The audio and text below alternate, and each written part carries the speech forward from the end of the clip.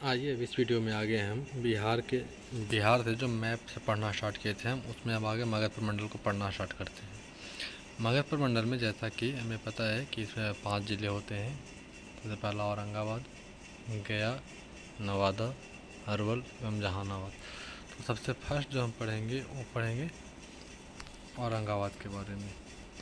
ठीक, औरंगाबाद के बारे में जैसा कि अगर आप इसमें देखिएगा तो यह 26 जनवरी 1973 को गया से अलग होकर बना था। ऐसे मगधपुर मंडल के जितने भी ज़िले हैं वो सभी गया से अलग होकर ही बने हैं। ठीक, बस सभी का डेट कुछ अलग अलग है। ठीक, कोई 1973 में अलग हुआ, कोई 92 में, कोई 91 में, कोई 2000 में, ऐसे करके सभी हुए हैं। ठीक, तो आप जैसे देखिए कि ये जो औरंगाबाद है ये 26 जनवरी 1973 को गया से अलग होकर बना। इसे बिहार का चित्तौड़गढ़ कहा जाता है। इसके पीछे कारण यह बताया जाता है, ठीक है, बिहार का चित्तौड़गढ़ कहने के पीछे कारण यह है कि यहाँ पर आज तक से जब तक यहाँ पे जो भी यहाँ पर का मतलब सांसद जीता हो वो सारे राजपूत जीते हैं। ठीक, और यहाँ पे अभी भी सूर्यवंशी राजपूत ही रहते हैं मैक्सिमम, एवं भूमिहार रहते हैं। यहाँ पर वही नेक्स्ट पॉइंट वही है कि 1992 से लेकर आम चुनाव के बाद से यहाँ अभी तक सिर्फ राजपूत प्रतिनिधि ही चुने गए हैं। पौराणिक यह जो है एक पौराणिक एवं ऐतिहासिक धार्मिक स्थल है, जिसमें यहाँ का जो सबसे पौराणिक एवं धार्मिक स्थल है उसको हम लोग देव कहते हैं। ठीक, देव जहाँ पे यहाँ का जो है वो छठ मेला भी आयोजित किया जाता है देव में। ठीक, ये आप खास करके याद रखिएगा कि औरंगाबाद में देव जहाँ पे छठ मेला का आयोजन किया जाता है। ठीक, दूसरा जो यहाँ पर का एक और बात है कि यहाँ पे डॉक्टर अनुग्रह नारायण सिंह एवं स्वामी धरणीधराचार्य जी महाराज का जन्मस्थली है।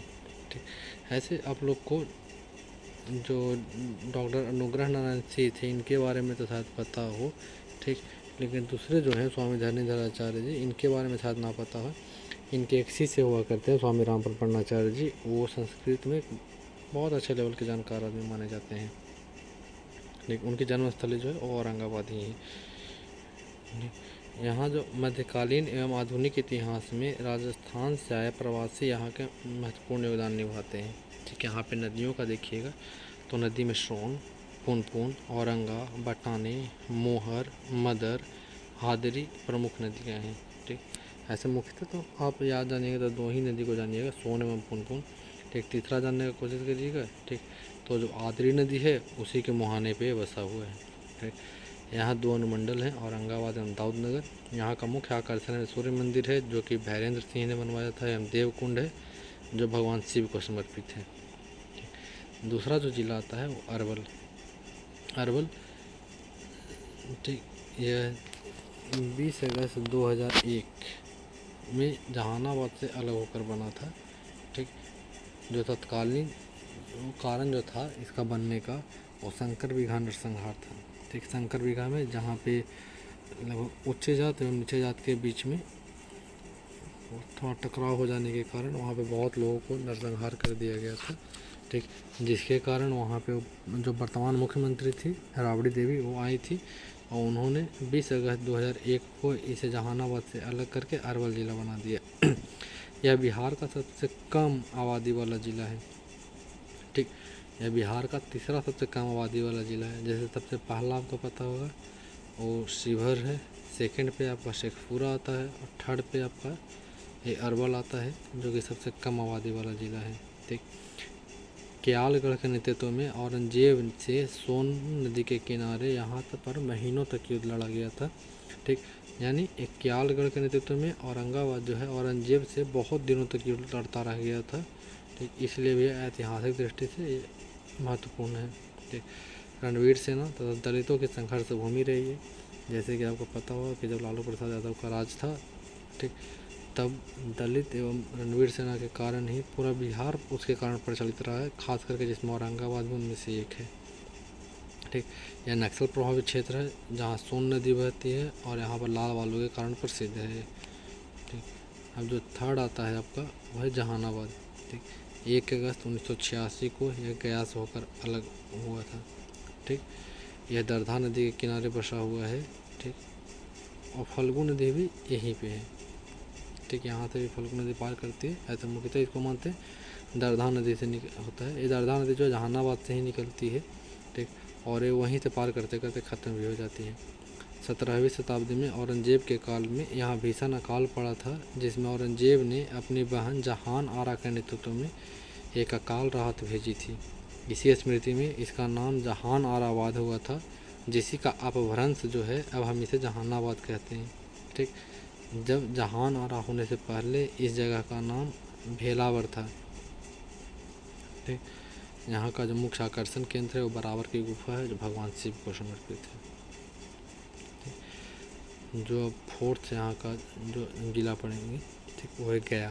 ठीक, क्योंकि सभी यहाँ पर गया से ही टूट के अलग हुए हैं, तो तब से खास यहाँ गया हो जाता है। तो गया आपको पता होना चाहिए कि हम लोग गया को मोक्ष की भूमि एवं विष्णु नगरी के नाम से जाना जाता है। ठीक, गया को ही मोक्ष भूमि बोला जाता है तथा विष्णु नगरी बोला जाता है। जैसे कि ऊपर हम लोग औरंगाबाद को देखे थे, कुछ बिहार का चित्तौड़गढ़ बोलते हैं। ठीक, वैसे ही गया को ज्ञान एवं मोक्ष की भूमि तथा विष्णु नगरी दोनों के नामों से जाना जाता है। ठीक, गया जो है भारत का एकमात्र ऐसा जगह है जहाँ सालों भर श्राद्ध होता है। आप यहाँ पे कभी भी किसी भी महीने में आकर श्राद्ध कर सकते हैं। ठीक, ऐसे खास करके यहाँ पे पितृपक्ष मेला जो होता है उस वो ज़्यादा मतलब माना जाता है पवित्र, लेकिन ऐसे आप सालों भर आकर यहाँ श्राद्ध कर सकते हैं। कहा जाता है कि भगवान राम ने गया की महिमा का वर्णन अपने खुद किया था उन्होंने। ठीक, माता सीता ने फाल्गु नदी के तट पर ही दशरथ जी को फाल्गु नदी के बालू से ही पिंड बनाकर उन्हें दिया था। ठीक, पिंडदान दिया था, जिससे उन्हें मोक्ष मिला था। ठीक, किंवदंतियों के अनुसार गयासुर नाम का एक राक्षस हुआ करता था, जो ब्रह्मा जी से वरदान ले लेता है कि कोई भी व्यक्ति अगर उसका दर्शन भर कर ले, ठीक, तो वह स्वर्ग को प्राप्त कर जाएगा, उसे मोक्ष मिल जाएगा।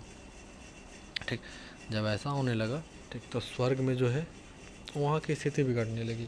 ठीक, क्योंकि अब कोई भी आदमी, कैसा भी आदमी हो, वो सारे स्वर्ग ही जाने लगे। आके बस एक बार गयासुर से मिले, एक बार देख लिए और स्वर्ग में चले गए। क्योंकि गयासुर जो था बहुत ही एक सामाजिक एवं लोकहित चाहने वाला राक्षस था। वो मतलब ऐसा राक्षस प्रवृत्ति वाला राक्षस नहीं था वो। तब देवताओं ने गयासुर से यज्ञ के लिए एक पवित्र स्थल मांगा था जहाँ पे यज्ञ कर सके। क्योंकि देवताओं को जो है ना मेनली मकसद यही था कि किसी तरीके से गयासुर को ख़त्म किया जाए, ताकि फिर से जो है सारी कार्य व्यवस्था सही हो सके। ठीक, तब गयासुर जो था खुद लेट गया था और बोला था कि ठीक है, हमारे ऊपर ही यज्ञ कर लीजिए, क्योंकि हम बहुत पवित्र आदमी हैं, पवित्र जगह था। उसका शरीर इतना बड़ा था कि जब वो लेटा था तो उसका पूरा शरीर जो है 5 कोस में फैल गया था। ठीक, एवं उसी के ऊपर छाती पे हवन किया गया था। ठीक, वो हवन की गर्मी से ही गयासुर का जो था वो प्राण निकल गया था। ठीक, वही जो 5 कोस का ज़मीन है उसी पे आज गया बसा हुआ है। ठीक, लेकिन जब वो मरने वाला था उससे पहले वह देवताओं से आशीर्वाद प्राप्त किया था कि जो कोई भी व्यक्ति अगर वह वहाँ पे आके श्राद्ध देगा तो उसे मुक्ति मिल जाएगा। ठीक, बिहार जो है, बिहार का दूसरा सबसे बड़ा ज़िला गया ही है। ठीक, पहला जो है आपका पूर्वी चंपारण, दूसरा गया और तीसरा पश्चिमी चंपारण। ठीक, इसको याद रखिएगा। यह जो है गया 3 ओर से पथरीली पहाड़ियों से घिरा हुआ है, जिसका नाम है मंगला गौरी, श्रृंगस्थान, रामचिला और ब्रह्मयोनि, और एक तरफ से फल्गु से घिरा हुआ है। ठीक, यहाँ भगवान विष्णु के पाँव का निशान है, जिसका 1787 ईस्वी में होलकर वंश, जो कि बुंदेलखंड की थे, बुंदेलखंड में है। ठीक, वहाँ की महारानी थी अहिल्याबाई, उन्होंने वहाँ पे जहाँ पे विष्णु भगवान का पद का निशान था, वहाँ पे विष्णु पद मंदिर स्थापित किया गया था, उसका पुनः निर्माण करवाया था। ठीक, यह जो विष्णु पद मंदिर है यह बिना किसी जोड़ पे खड़ा है, अर्थात यहाँ पर सिर्फ पत्थरों को एक के ऊपर एक रख के बनाया हुआ है। ब्रह्मयोनि पहाड़ यहाँ पे जो है, पहले कहा जाता है कि फाल्गु नदी जो है ब्रह्मयोनि के ऊपर से बहा करती थी, परंतु माता सीता ने इसको श्राप दे दिया था फाल्गु को, तब से वह ब्रह्मयोनि के नीचे से बहने लगी है। यहाँ मंगला गौरी पर्वत है, यह 8 महाशक्ति पीठ में से एक है। यहाँ पे बोध गया है, जहाँ भगवान बुद्ध को ज्ञान की प्राप्ति हुई थी। यहाँ पर बहुत सारे विदेशी मंदिर भी हैं, जैसे थाईलैंड का है, म्यांमार का है, तिब्बत का है, तो यहाँ के बहुत सारे विदेशी मंदिर भी बने हुए हैं। ठीक, यहाँ पर से गया से सम्राट अशोक के आदेश पत्र भी मिले हैं। ठीक, इस कारण से ये और महत्वपूर्ण हो जाता है। यहाँ पर 8 सितंबर 2022 को रबर डैम का निर्माण हुआ था। ठीक, यह भारत का सबसे बड़ा रबर डैम है जो कि गया में निर्माण किया गया है। अब जो पांचवा और लास्ट जो ज़िला है मगध प्रमंडल का, वो नवादा है। ठीक, नवादा जो कि झारखंड से लगता हुआ ज़िला है। ठीक, यह 26 जनवरी 1973 को गया से अलग हुआ था। ठीक, यह मतलब महाभारत एवं रामायण दोनों की दृष्टि से महत्वपूर्ण जगह है। यहाँ पे पांडवों ने अज्ञातवास जब व्यतीत किया था, वहाँ पे नवादा का जिक्र होता है। ठीक, नवादा का जो जीवन रेखा है उसे खूरी नदी एवं NH 31 को बोला जाता है। ठीक, यहाँ ईसा पूर्व पहली सदी की जो है बाराह की प्रतिमा मिली है। बाराह जो है दशावतार में से एक है, ठीक, भगवान विष्णु के उनमें से एक है, उनकी प्रतिमा मिली है यहाँ पे जो ईसा पूर्व की है। ठीक, अश्वमेध यज्ञ के बाद पुष्यमित्र शुंग ने यह गांव नरसिंह शर्मन को दान दे दिया था, जो कि एक ब्राह्मण थे। जब पुष्यमित्र शुंग जो है जब वो यज्ञ अश्वमेध यज्ञ किया था, ठीक, तब वो जो ये वाला ज़मीन था नवादा का, वो एक ब्राह्मण हुआ करते थे उस समय, नरसिंह शर्मन, उनको दान में दे दिया था। 1850 में अंग्रेज़ों ने यहाँ से गिरमिटिया मजदूर को एक बड़ी खेप गुना एवं चिल्ली, जो कि दक्षिण अमेरिका में है, में भेज दिया था, जिस जगह पे इन्होंने मिनी इंडिया जाकर बसा लिया। ऐसे पूरे वर्ल्ड में बहुत जगह पे मिनी इंडिया बसाए हुए हैं। ठीक, लेकिन ये जो गुना और चिल्ली में जो मिनी इंडिया बसा हुआ है वो नवादा के लोग जाके बसा लिए हैं। ठीक, जो कि गिरमिटिया मजदूर थे। ठीक, 1857 की क्रांति में यहाँ के स्थानीय लोगों ने इसे मुक्त करा लिया था। ठीक, आज़ादी के बाद डॉक्टर राजेंद्र प्रसाद ने यहाँ पे सर्वोदय आश्रम की स्थापना की थी। आकर्षण के रूप में यहाँ का कोलत जलप्रपात आप देख सकते हैं।